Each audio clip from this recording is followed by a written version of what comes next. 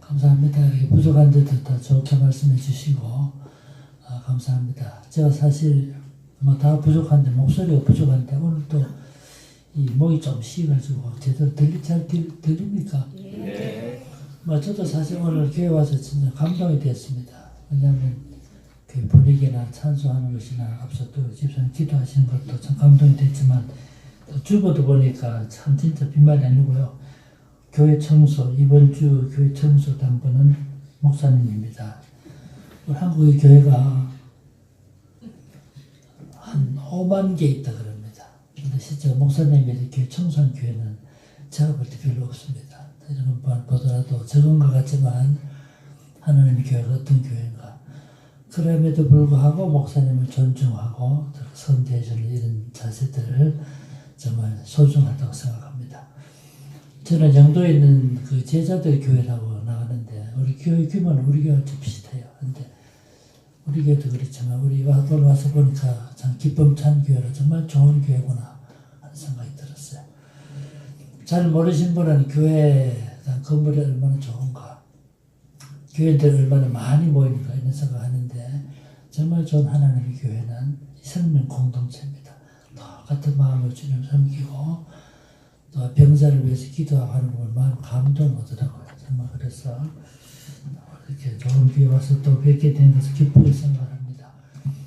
오늘 저는 우리 창세기, 출애굽기, 레위기, 민수기, 신명기까지 간략하게 정리해서 말씀드리려고 그러는데 여러분 창세기, 출애굽기, 레위기, 민수기, 신명기를 모세의 오경이라고 그러죠. 잘 아시는 말씀입니다. 근데 실제로는 5권의 책이 별개의 책이 아니고 한 권의 책이었다고 볼 수 있어요. 왜 그러냐면 창세기 다음에 나오는 책이 출애굽기인데 이 출애굽기 제일 처음에 나오는 단어가 그리고입니다. 우리말 성경은 안 그런데요 하실지 모르겠는데 우리말 성경이 번역됐기 때문에 그런데 원래 히브리어 성경에 보면 출애굽기 제일 처음 나오는 단어가 그리고, 레위기에 제일 처음 나오는 단어가 그리고, 민수기에 제일 처음 나오는 단어가 그리고. 그래서 모세 오경이 그리고 연결되어 있어요. 지금은 인쇄기술이 발전했기 때문에 이렇게 좋은 책을 만들잖아요. 제가 초등학교 다닐 때 성경이 훨씬 더 두꺼웠어요. 이만큼 인쇄기술이 없었기 때문에. 근데 옛날에 종이가 없을 때 어떻게 했을까요? 양이나 소나 또 염소를 잡아 먹고 그 가죽을 가공을 해서 글자 썼습니다. 그걸 양피지라고 그럽니다. 대체로 양을 잡았는데 여러분 생각해 보세요.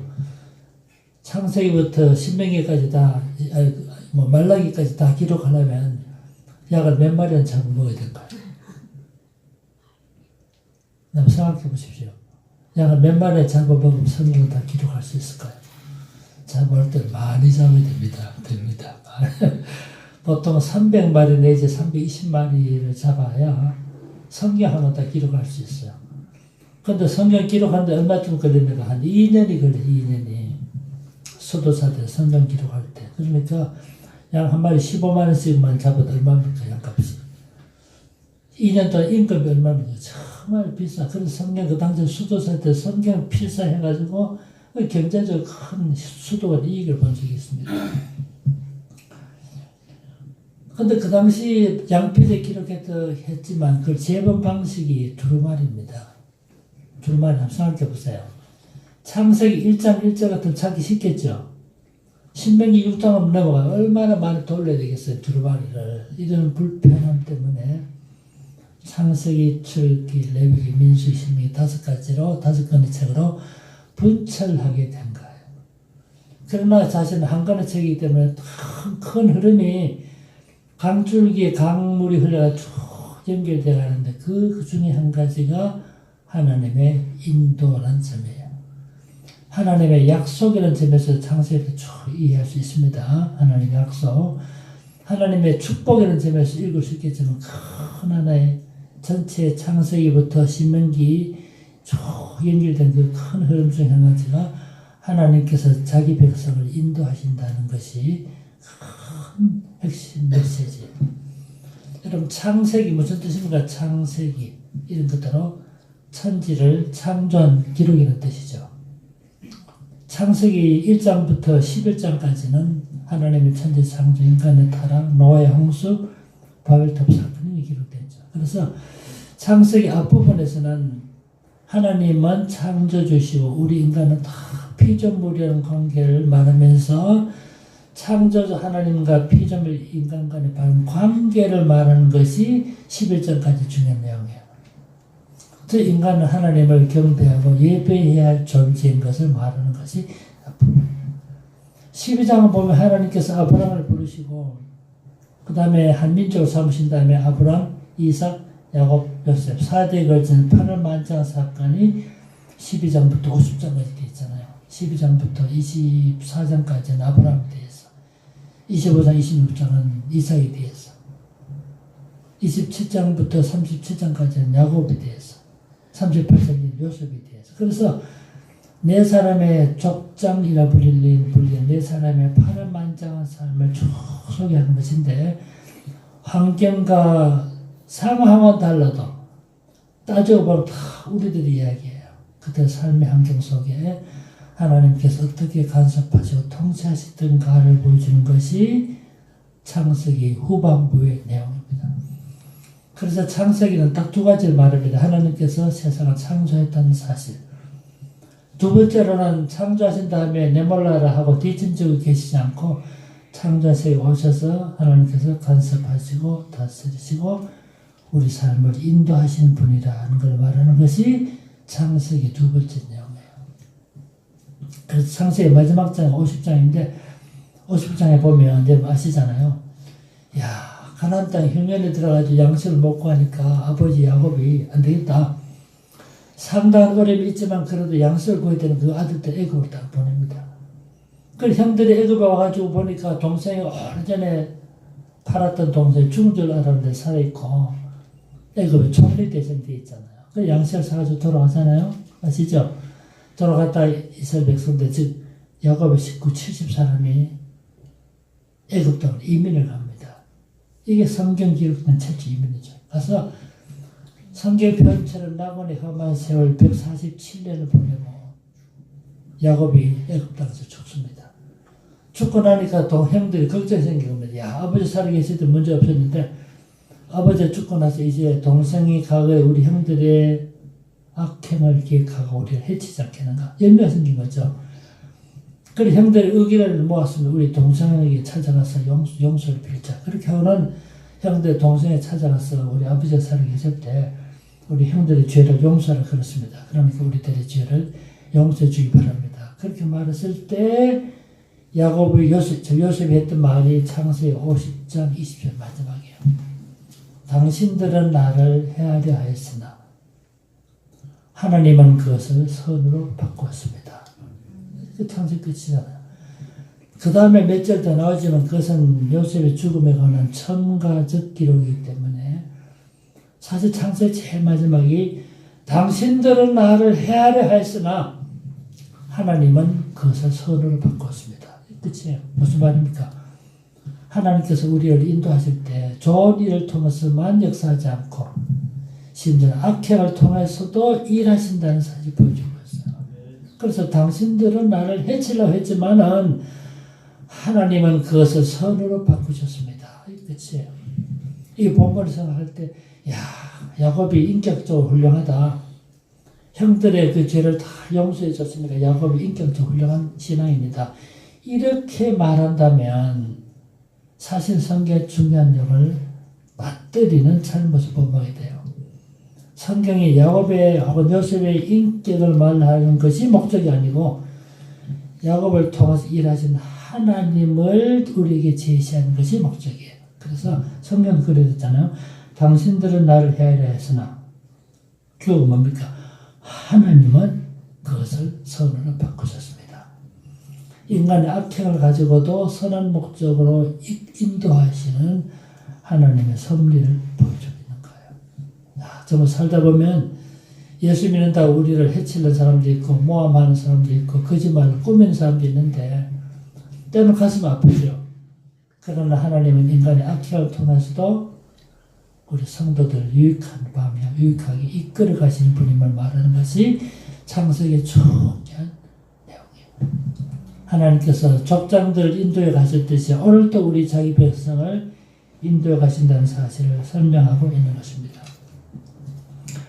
그 다음에 출애굽기 내일은 무슨 뜻입니까? 출애굽기.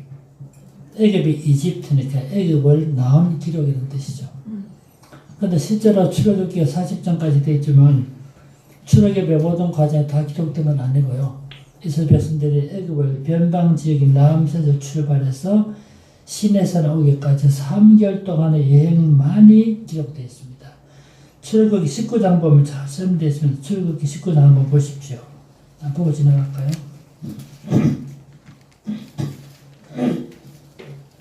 출애굽기 19장 1절에 보면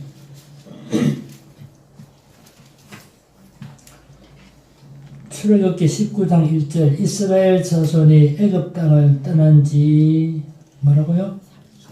3개월이 되던 날 그들이 시내 광야에 이르니라. 그래서 출애굽기 딱 두 부분이 되어 있어요. 1장부터 18장까지는 이스라엘 백성들이 애굽을 떠난 이후에 시내산에 도착하기까지 3개월 동안의 여행이 기록됐어. 그 다음 19장 1절에서는 애굽 시내 광야 혹은 시내산에 도착한 이후에 십계명을 받고 그 다음에 하나님의 규례, 십계명을 받는 일이라든가 회막을 세우는 이런 규례들이 기록됐어. 그래서 출애굽기는 오직 3개월 동안 여행만 기록됐어요. 그런데 이 출애굽기는 참도 중요한 가르침이 하나님께서 자기 백성을 인도에 가신다는 사실을 말하고 있습니다. 여러분 아시다시피 이스라엘 백성들이 애굽 땅 가서 430년 살았잖아요. 그 다음에 그 백성들의 호소를 듣고 하나님의 인도가 시작되는 것이 3장인데 3장 이하에 보면요. 두 사람이 주로 언급되어 있어요. 한 사람이 모세고 한 사람이 바로입니다. 이스라엘 백성들이 모세가 인도받은 때가 3장이고 출애굽할 때가 14장이거든요. 그래서 3장부터 13장까지 쭉 보면 딱 두 사람이 나옵니다. 한 사람이 모세고 한 사람이 바로입니다. 그때 모세가 어떻습니까? 모세. 하나님께서 모세에게 내 백성을 인도하라. 그러니까 모세가 뭐랍니까? 나는 못합니다. 나 말 주변에 없습니다. 내 아론이 있지 않냐? 그래서 나는 못합니다. 내가 무슨 권위를 가지고 바로 나가려 나는 못합니다. 뱀을 지팡이를 던져서 뱀이 된 기적을 보여줬음에도 불구하고 모세는 나는 못합니다. 야, 이러면 모세는 계속해서 반응이 나는 못합니다. 나는 못하겠습니다. 나는 못하겠습니다. 그 다음 특히 6장 이하를 넘어가다 보면 바로가 나오는데 바로에 대해서는 딱 똑같은 표현 두 번 나옵니다. 바로는 완악하였다. 히브리는 같은 단어인데 바로는 완악하였다. 바로는 완강하였다. 바로는 이스라엘 백성을 놓아주고 싶지 않았어요. 그러니까 완악하게 거부했습니다. 그렇다면 누가 자기 백성을 인도했단 말입니까? 하나님께서 자기 백성을 인도했다는 사실을 그렇게 말하고 있는 거예요.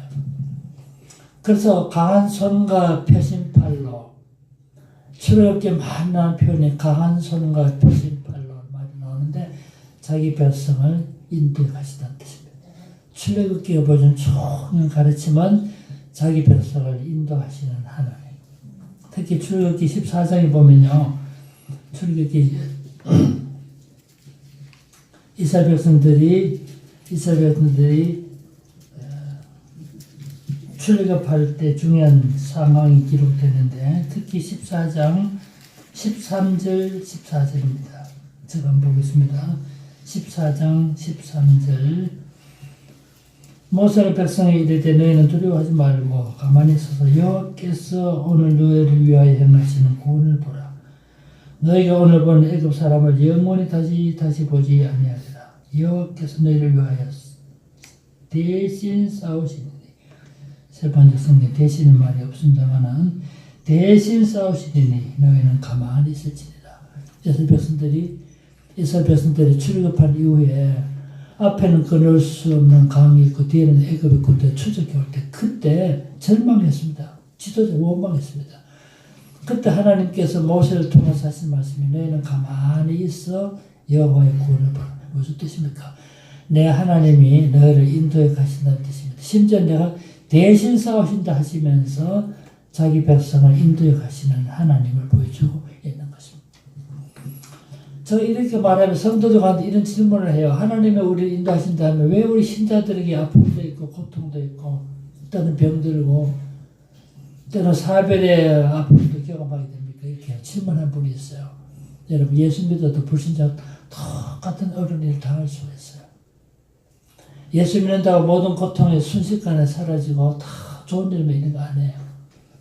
그러나 똑같은 일이 있습니다만 그러나 큰 차이점은 하나님께서 우리 인도해 가시기 때문에 그것을 통해서도 결국은 우리에게 유익을 주신다는 사실이에요.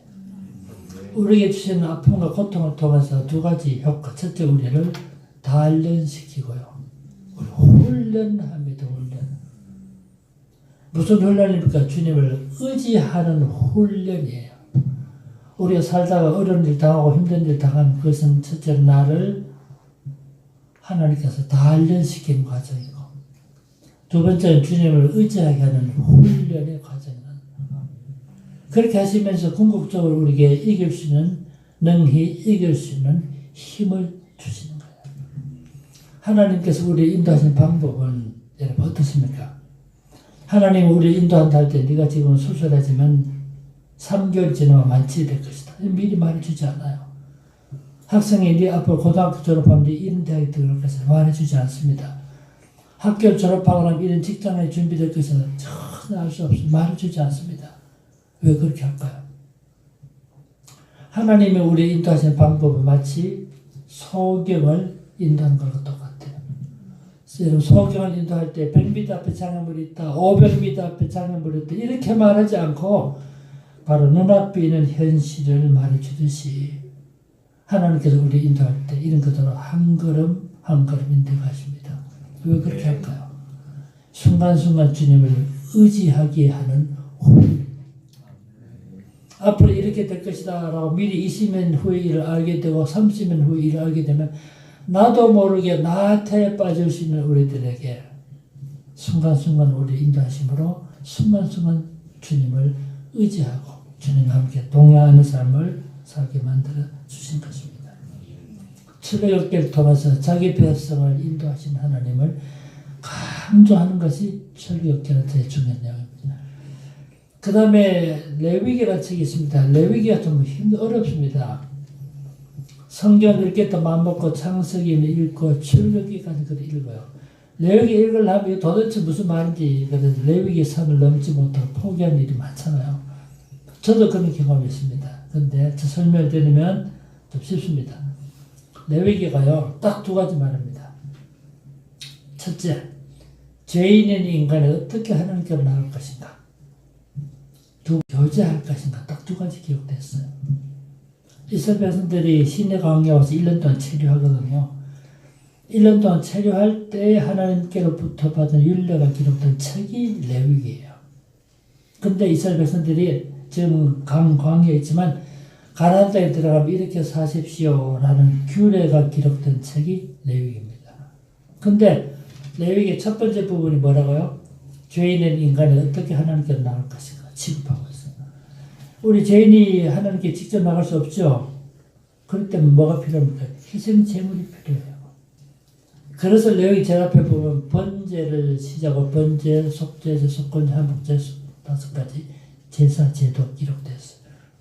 이 제사 제도가 기록된 것은 죄인인 인간이 하나님께로 나가는 통로를 말하고 있는 거예요.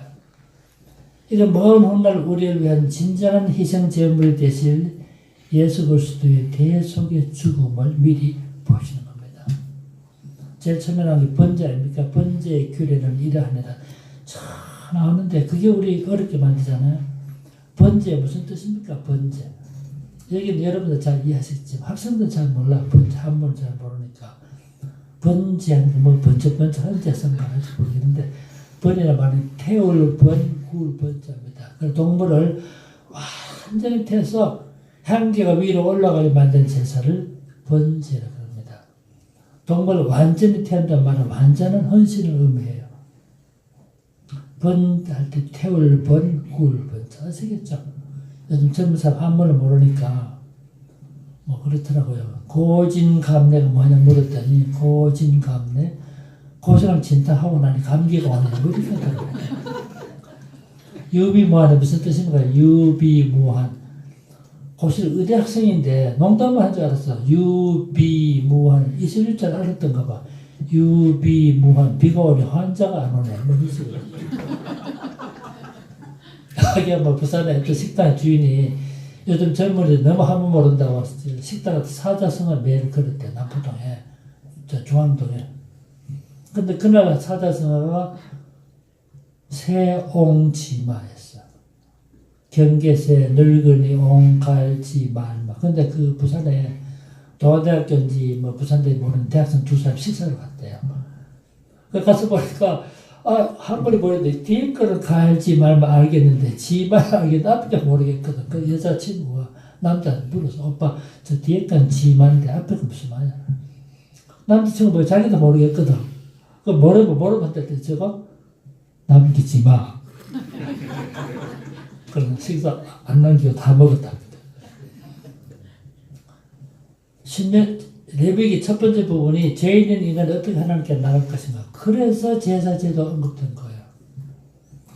두 번째로 하나님께 나갈 우리가 어떻게 하나님과 교제할 것인가. 이게 특히 레위기 18장 이후인데 이스라엘 백성들이 주는 그 규례들이 기록됐어요. 규례란 말은 규칙들입니다. 쉽게 말하면 가나안 땅에 들어가서 이렇게 사십시오라고 하는 삶의 원칙들이 삶의 규례가 기록된 것이 레위기 후반부예요. 우리가 하나님과 교제한다 할 때 어떻게 하는 것이 하나님과 교제하는 것입니까? 성경 읽고 말씀 묵상하고 말씀 잘 듣고 하는 거 정말 좀 하나님과 교제해요. 기도 생활 힘쓰는 물론 하나님과 교제입니다.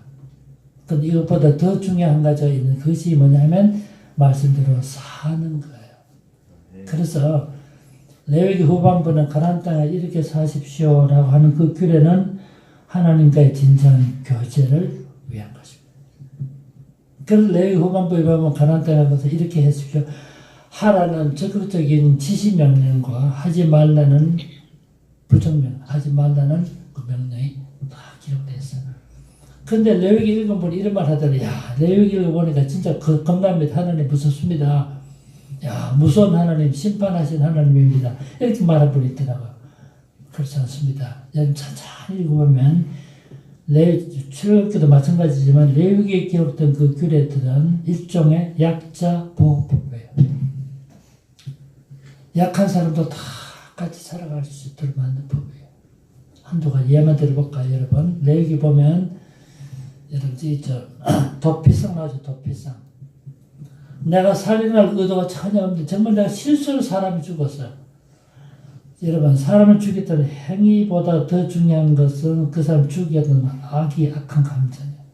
근데 내가 그런 악한 감정이 없음에도 불구하고, 실수로 사람이 죽었을 때, 이것도 어떻게 됩니까? 그런 사람은 보호받을 필요가 있는 거죠.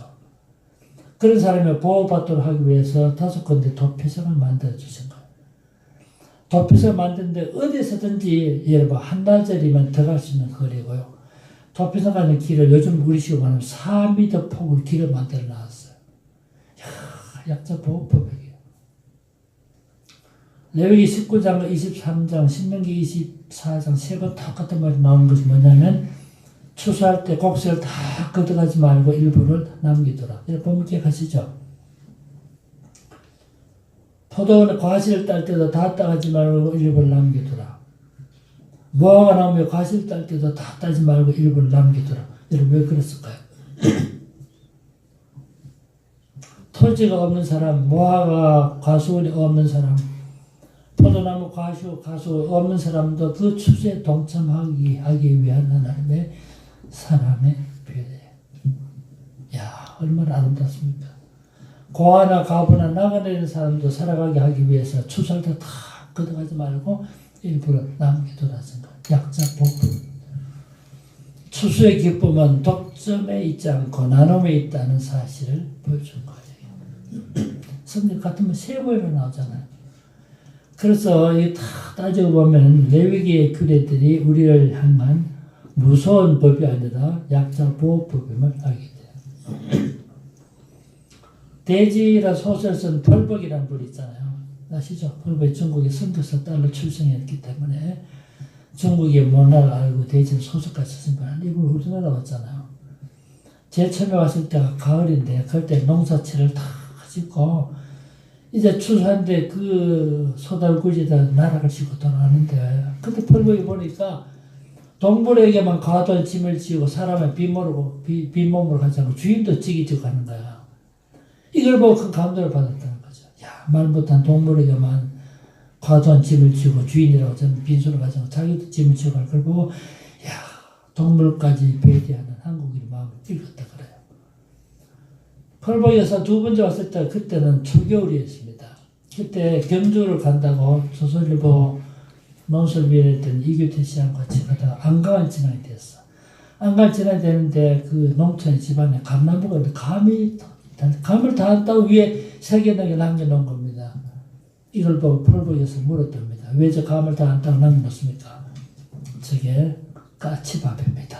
그 말 듣고 펄보이가 감동을 하더랍니다. 야, 한국 사람들 겨울에 또 이 새들도 먹을 것이 없다고 새들까지 배려해준 그 마음을 읽었다는 것이죠. 실제로 진짜 하나님의 마음이 레위기 후반부에 다 기록되었어요. 안식일 제도, 안식년 제도, 희년 제도가 우리 하나님의 백성들이 준 큰 축복의 제도입니다. 그까지 말하면 시간이 없기 때문에 근데 말씀드립니다만은 어떻든 레위기라는 책은 죄 있는 인간을 어떻게 하나님께로 나갈 것인가, 두 번째 하나님께로 나갈 우리가 어떻게 하나님과 교제할 것인가, 두 가지 말하는 책입니다. 그 다음 책이 민수기죠.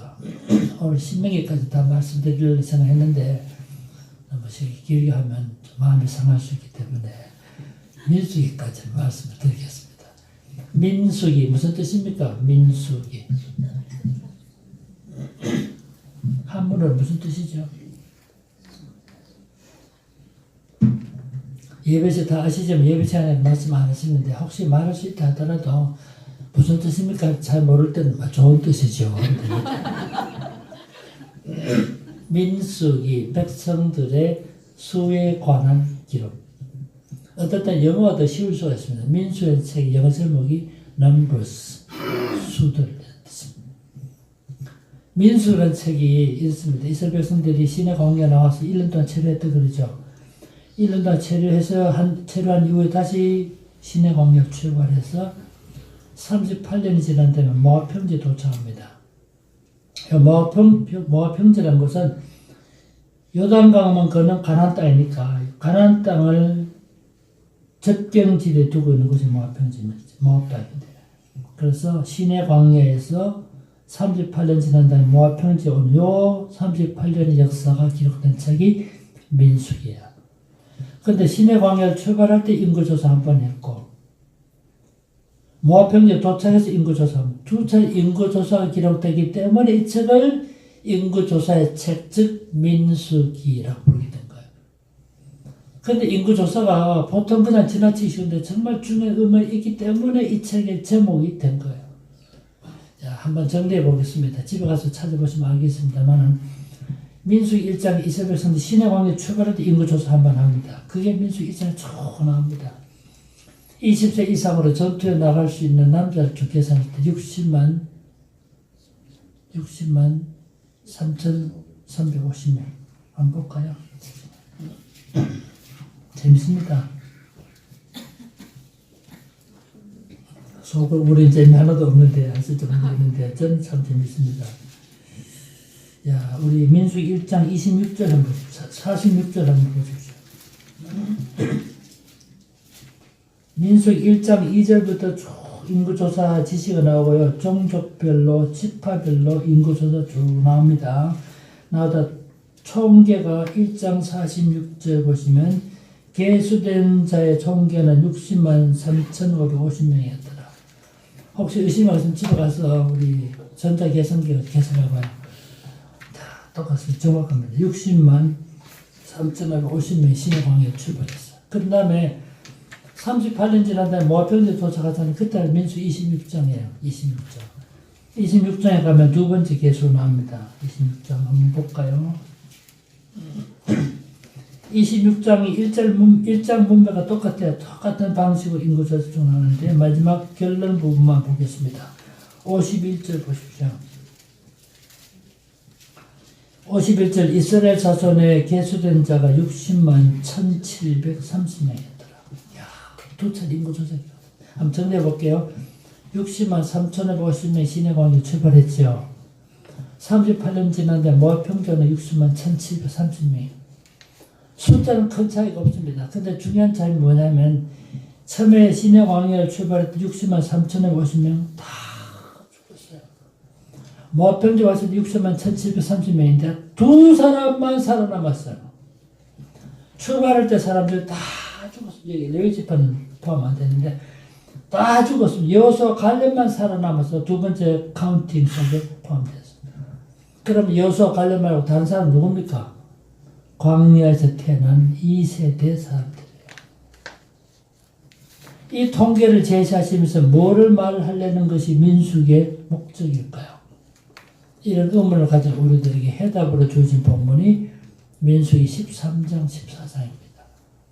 민수기 13장 14장 중요한 본문인데 시간이 없으니까 제가 말씀만 해보겠습니다. 60만 3,550명이 시내 광야 출발해서 다 죽었고 여호수아 갈렙만이 살아남아서 두 번째 계수 속에 민수 26장 기록된 계수에 포함됐고 종국에는 가나안 땅에 들어간 거죠. 왜 다 죽었을까요? 얘들이 건강이 좋지 못해 죽었습니까? 병들 죽은 거 아닙니다. 제일 중요한 이유가 하나님의 인도를 불신했기 때문에. 민수기 13장 14장만 보면 잘 설명되는데 길게 하지 않고 조려보겠습니다. 여러분 민수기 13장 보면 이스라엘 백성들에게 하나님께서 너희들 앞으로 가나안 땅에 들어갈 테니까 가나안 땅 정탐하게 하셨죠. 그래서 종족의 대표 12명이 가나안 땅에 가서 40일 동안 정탐을 했어요. 그때 가나안 땅 우리나라 경상남도보다 작아요. 그때 40 가서 12살 가서 40일 동안 정탐을 했으니까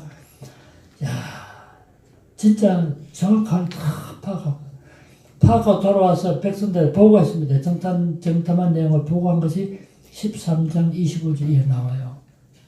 보고 내용 중에 보면 정말 땅은 비옥하고 좋은 것이지만 가보니까 그곳에는 훈련된 군인들이 있고 성벽이 아주 견고하고 훈련된 군인들이 살고 있고 우리는 체격이 벌써 그들에 비해서 너무 작아서 우리 메뚜기 같은 존재인데 우리 어떻게 그 땅을 차지할 수 있겠습니까? 그러니까 모든 걸 포기하고 다시 애굽으로 돌아갑시다. 그게 10사람의 보고였고 그 10사람의 보고에 공명했던 사람들 다 죽었습니다. 여호수아 갈렙은 뭐라 그럽니까? 우리는 그 땅을 능히 취할 수 있습니다. 당장 그 올라가서 그 땅을 취합시다. 그렇게 보고했습니다. 여호수아 갈렙은 능히 이길 수 있다고 보고했는데 무슨 근거로? 똑같은 걸 봤는데 여호수아 갈렙이 그렇게 보고할 수 있었던 중요한 근거는 이미 벌써 가나안 땅을 우리에게 주시겠다고 하나님께서 약속하셨기 때문에 우리 사람의 눈으로 볼 때는 그 땅을 취할 수 없다 할지라도 하나님의 약속은 파기될 수 없는 약속이라는 하나님의 믿음이 있었기 때문에 여러분 사람의 약속은 파기되지만 하나님의 약속은 파기될 수 없는 약속이에요. 이 하나님의 약속을 믿었던 이 믿음 때문에 즉 다시 말하면 우리를 인도해서 가나안 땅으로 인도해 가신 하나님의 인도를 신실하게 따랐기 때문에 여호수아 갈렙은 능히 그 땅을 취할 수 있다고 봤고 하나님의 인도를 거부했던 사람들 광야에 다 죽었어요.